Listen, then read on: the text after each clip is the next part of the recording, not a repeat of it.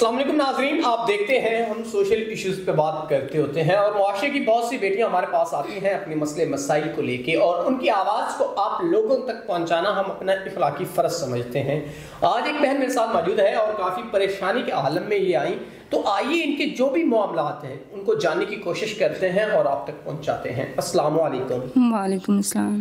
اچھا بہن، مجھے بتائیے گا زندگی کے کیا ایسے مسئلے مسائل ہیں جن کی وجہ سے آپ پریشان ہیں، ہمارے ناظرین کو بتائیں۔ میں نا والدین کی ایک اکلوتی بیٹی تھی، تو میرے والدین نے بہت مجھے لاڈ پیار سے پالا، بہت لاڈ اٹھائے انہوں نے۔ تو بات آئی شادی تک، تو انہوں نے میری مرضی کے مطابق میری شادی کی۔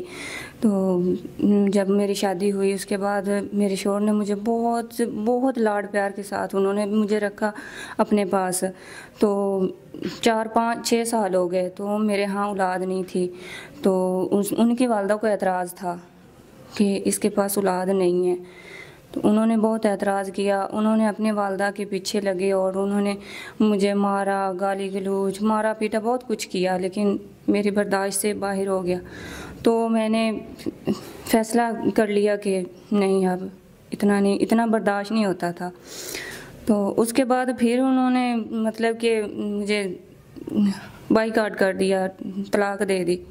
جب انہوں نے طلاق دی تو اس کے بعد پھر میں بہت مشکل سے گزر بسر کر رہی ہوں۔ ناظرین، اولاد اللہ کے بس میں ہے، لیکن ہمیشہ عورت کو اس کا قصوروار ٹھہرایا جاتا ہے۔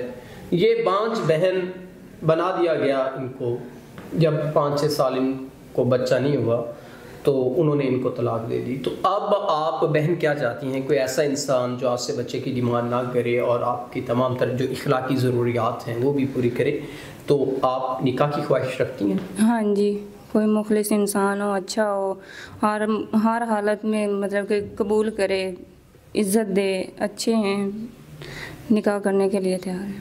ناظرین، اگر کوئی ایسا انسان جو ان کے معاملات زندگی، ان کے ضروریات زندگی اور اخلاقیات کے اندر رہتے ہوئے جو بھی ایک ضرورت ہوتی ہے انسان کی، اگر کوئی پوری کرتا ہے تو وہ ضرور ان سے نکاح کرے تاکہ ان کی تمام تر پریشانیاں کم ہو سکیں۔ تو اسی کے ساتھ اپنے میزبان نواب احمد کو دیجیے گا اجازت۔ خدا حافظ۔